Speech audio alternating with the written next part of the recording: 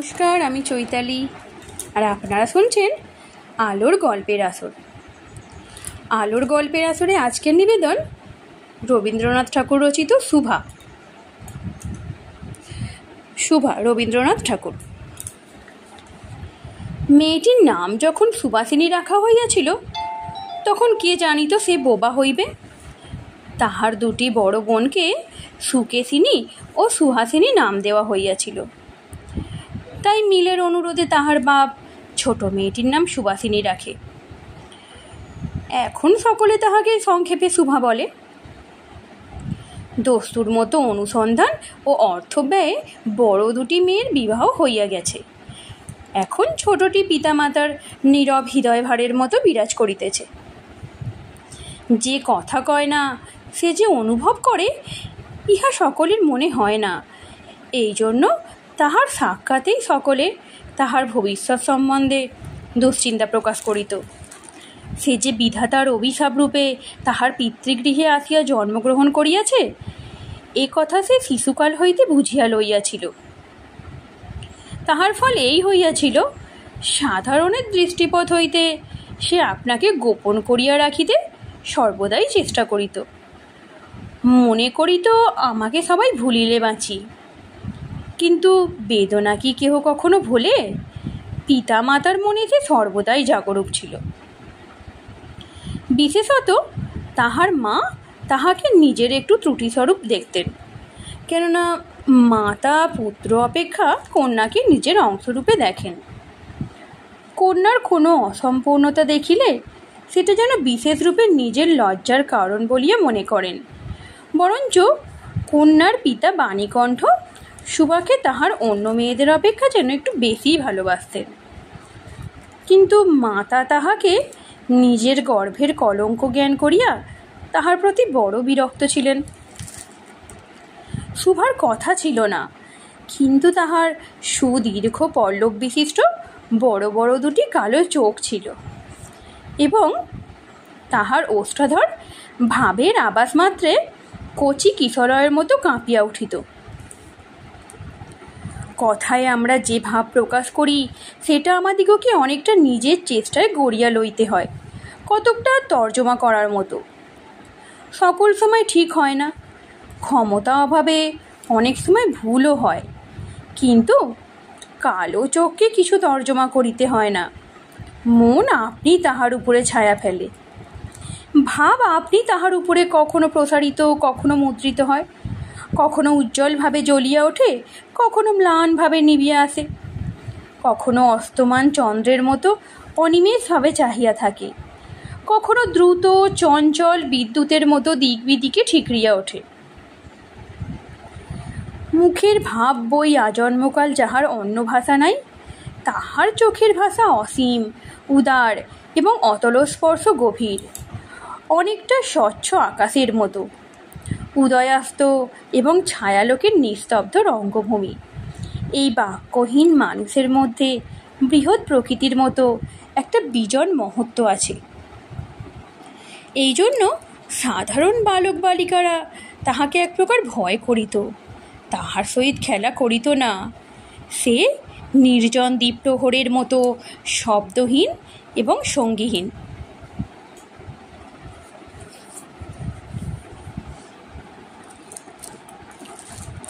গ্রামের নাম চণ্ডীপুর। নদীটি বাংলাদেশের একটি ছোট নদী, গৃহস্থ ঘরের মেয়েটির মতো। বহুদূর পর্যন্ত তাহার প্রসার নহে। নিরলসা তন্বী নদীটি আপন কুল রক্ষা করিয়া কাজ করিয়া যায়। দুই ধারের গ্রামের সকলেরই সঙ্গে তাহার যেন একটা না একটা সম্পর্ক আছে। দুই ধারে লোকালয় এবং তরুচ্ছায়া ঘন উচ্চতট। নিম্নতল দিয়া গ্রামলক্ষ্মী স্রোতস্বিনী আত্মবিস্মৃত দ্রুত পদক্ষেপে প্রফুল্ল হৃদয়ে আপনার অসংখ্য কল্যাণ কার্যে চলিয়াছে। বাণীকণ্ঠের ঘর নদীর একেবারেই উপরে। তাহার বাঁখারির বেড়া, আটচালা গোয়াল ঘর,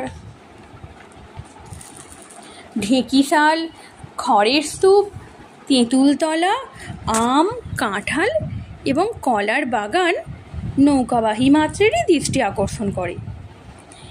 এই গার্হস্থ্য স্বচ্ছলতার মধ্যে বোবা মেয়েটি কাহারও নজরে পড়ে কিনা জানি না, কিন্তু কাজে কর্মে যখনই অবসর পায় তখনই সে এই নদীর তীরে আসিয়া বসে।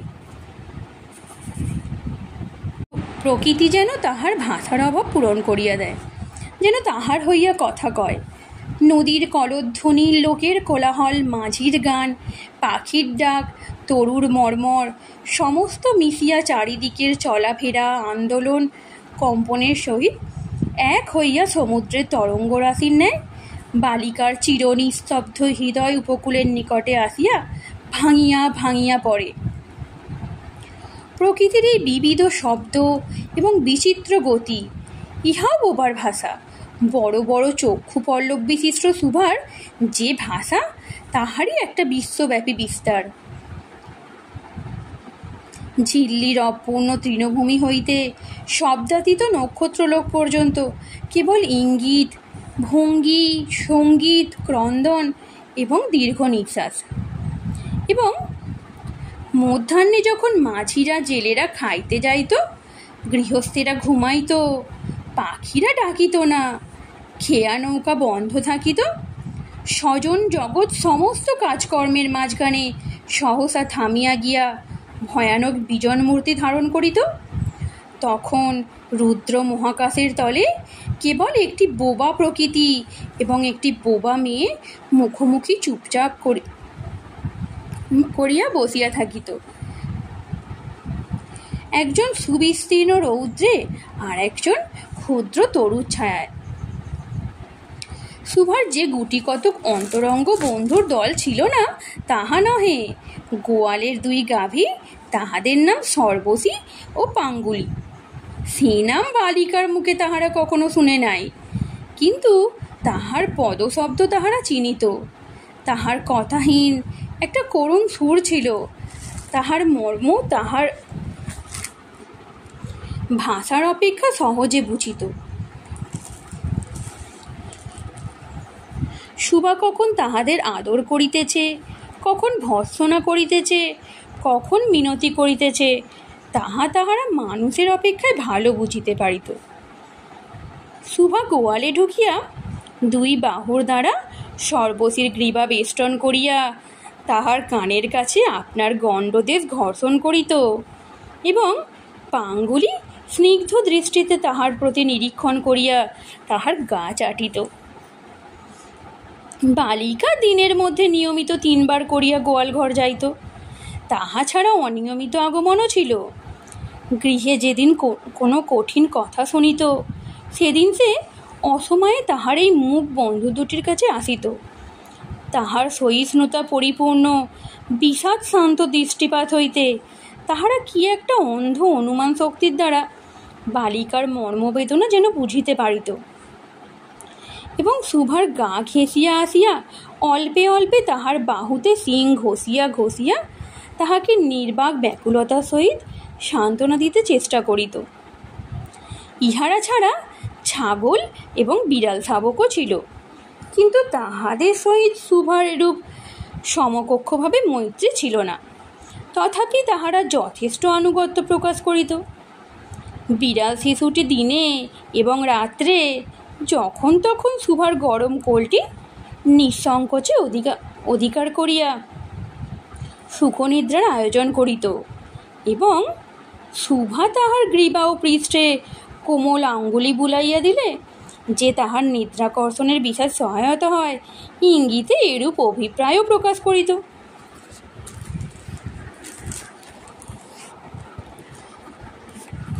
উন্নত শ্রেণীর জীবের মধ্যে সুভার আরও একটি সঙ্গী জুটিয়াছিল, কিন্তু তাহার সহিত বালিকার ঠিক কিরূপ সম্পর্ক ছিল তাহা নির্ণয় করা কঠিন, কারণ সে ভাষা বিশিষ্ট জীব। সুতরাং উভয়ের মধ্যে সমভাষা ছিল না। গোসাইদের ছোট ছেলেটি, তাহার নাম প্রতাপ, লোকটি নিতান্ত অকর্মণ্য।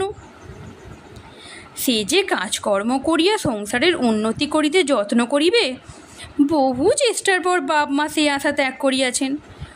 অকর্মণ্য লোকের একটা সুবিধা এই যে আত্মীয় লোকেরা তাহাদের উপর বিরক্ত হয় বটে, কিন্তু প্রায় তাহারা নিঃসম্পর্ক লোকেদের প্রিয়পাত্র হয়, কারণ কোনো কার্যে আবদ্ধ না থাকাতে তাহারা সরকারি সম্পত্তি হইয়া দাঁড়ায়। শহরে যেমন এক আধটা গৃহ সম্পর্কহীন সরকারি বাগান থাকা আবশ্যক, তেমনি গ্রামে 2-4টা অকর্মণ্য সরকারি লোক থাকার বিশেষ প্রয়োজন। কাজে কর্মে আমোদে অবসরে যেখানে একটি লোক কম পড়ে, সেখানেই তাহাদিগকে হাতের কাছে পাওয়া যায়। প্রতাপের প্রধান শখ ছিল ছিপ ফেলিয়া মাছ ধরা। ইহাতে অনেকটা সময় সহজে কাটানো যায়। অপরাহ্নে নদী তীরে ইহাকে প্রায় এই কাজে নিযুক্ত দেখা যাইত, এবং এই উপলক্ষে সুভার সহিত তাহার প্রায় সাক্ষাৎ হইত। যে কোনো কাজেই নিযুক্ত থাক, একটা সঙ্গী পাইলে প্রতাপ থাকে ভালো। মাছ ধরার সময় বাক্যহীন সঙ্গী সর্বাপেক্ষা শ্রেষ্ঠ। এই জন্য প্রতাপ সুভার মর্যাদা বুঝিত। এই জন্য সকলেই সুভাকে সুভা বলিত। প্রতাপ আর একটু অতিরিক্ত আদর সংযোগ করিয়া সুভাকে সু বলিয়া ডাকিত। সুভা তেঁতুল তলায় বসিয়া থাকিত এবং প্রতাপ অনতি দূরে মাটির ছিপ ফেলিয়া জলের দিকে চাহিয়া থাকিত। প্রতাপের একটি করিয়া পান বরাদ্দ ছিল। সুভা তাহার নিজে সাজিয়া আনিত এবং বোধ করি অনেকক্ষণ বসিয়া বসিয়া চাহিয়া চাহিয়া ইচ্ছা করিত প্রতাপের কোনো একটা বিশেষ সাহায্য করিতে, একটা কোনো কাজে লাগিতে, কোনো মতে জানাইয়া দিতে যে এই পৃথিবীতে সেও একজন কম প্রয়োজনীয় লোক নহে। কিন্তু কিছুই করিবার ছিল না। তখন সে মনে মনে বিধাতার কাছে অলৌকিক ক্ষমতা প্রার্থনা করিত। মন্ত্র বলে সহসা এমন একটা আশ্চর্য কাণ্ড ঘটাইতে ইচ্ছা করিত, যাহা দেখিয়া প্রতাপ আশ্চর্য হইয়া যাইত। বলিত, তাই তো, আমাদের সুভার যে এত ক্ষমতা, তাহা তো জানিতাম না। মনে করো, সুভা যদি জলকুমারী হইত, আস্তে আস্তে জল হইতে উঠিয়া একটা সাপের মাথার মণি ঘাটে রাখিয়া যাইত। প্রতাপ তাহার তুচ্ছ মাছ ধরা রাখিয়া সেই মানিক লইয়া জলে ডুব মারিত এবং পাতালে গিয়া দেখিত রূপার অট্টালিকায় সোনার পালঙ্কে কে বসিয়া? আমাদের বাণীকণ্ঠের ঘরে সেই বোবা মেয়ে সু। আমাদের সু সেই মণিদীপ্ত গভীর নিস্তব্ধ পাতালপুরীর একমাত্র রাজকন্যা। তাহা কি হইতে পারিত না? তাহা কি এতই অসম্ভব? আসলে কিছুই অসম্ভব নয়। কিন্তু তবুও সুপ্রজাশূন্য পাতালের রাজবংশে না জন্মিয়া বাণীকণ্ঠের ঘরে আসিয়া জন্মিয়াছে, এবং গোসাইদের ছেলে প্রতাপকে কিছুতেই আশ্চর্য করিতে পারিতেছে না।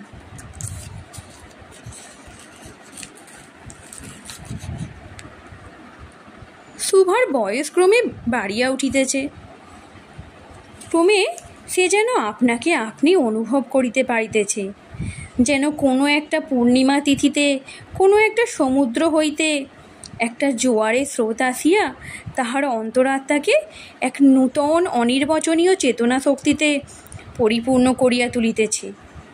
সে আপনাকে আপনি দেখিতেছে, ভাবিতেছে, প্রশ্ন করিতেছে এবং বুঝিতে পারিতেছে না।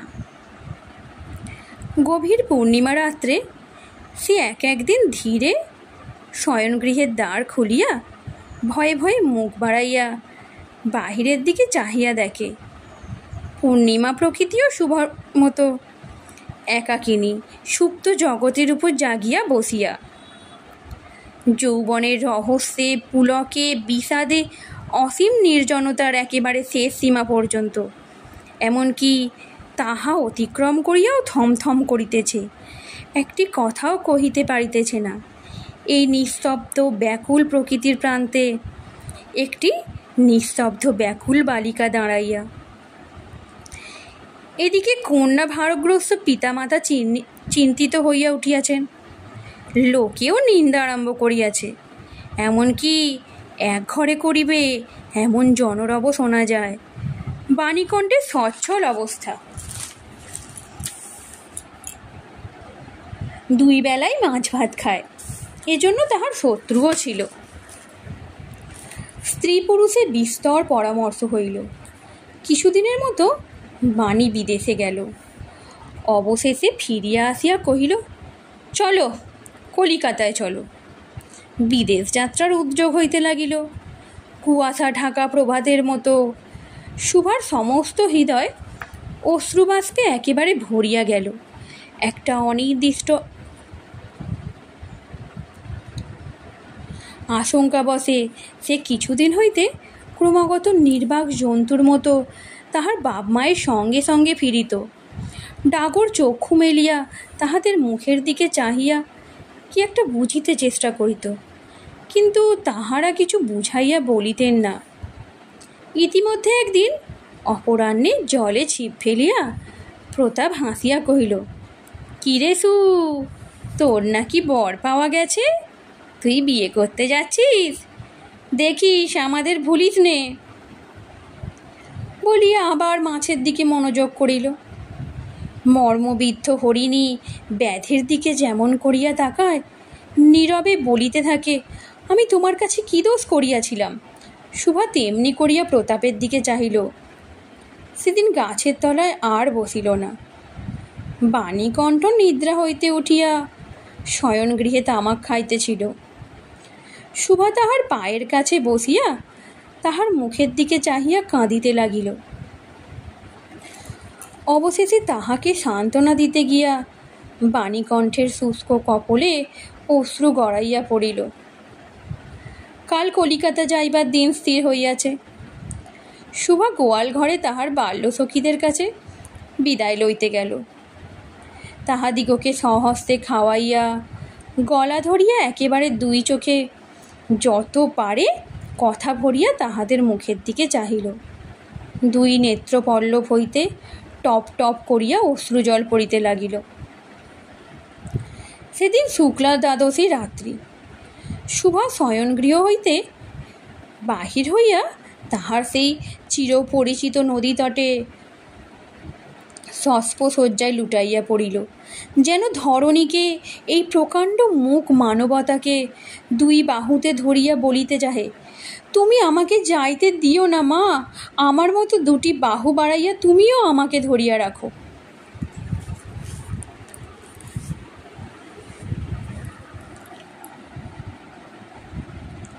কলিকাতার এক বাসায় সুভার মা একদিন সুভাকে খুব করিয়া সাজাইয়া দিলেন।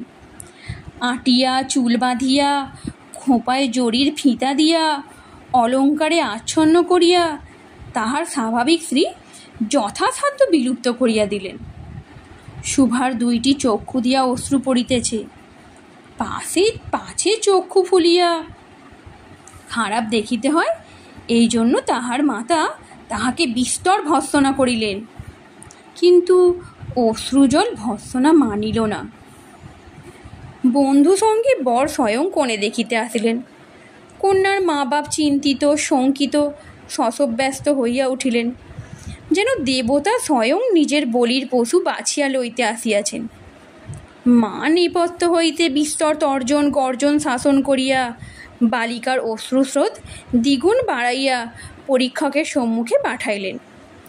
পরীক্ষক অনেকক্ষণ নিরীক্ষণ করিয়া বলিলেন, মন্দ নহে।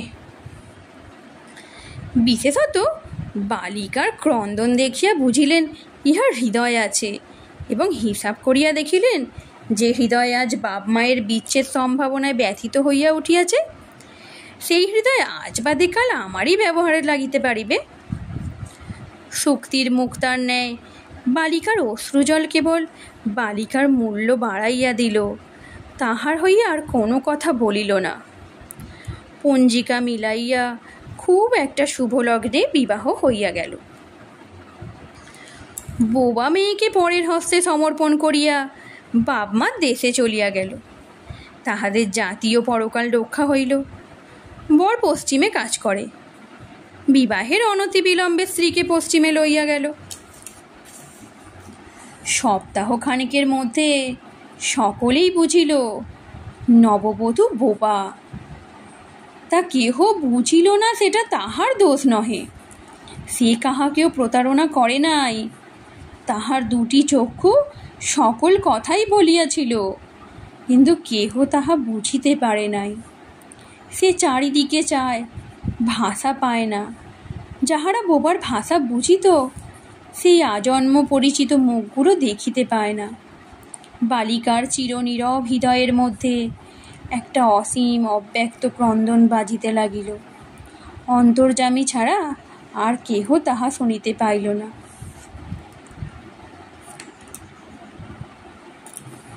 এবার তাহার স্বামী চক্ষু এবং কর্ণেন্দ্রিয়ের দ্বারা পরীক্ষা করিয়া এক ভাষা বিশিষ্ট কন্যা বিবাহ করিয়া আনিল। সমাপ্ত।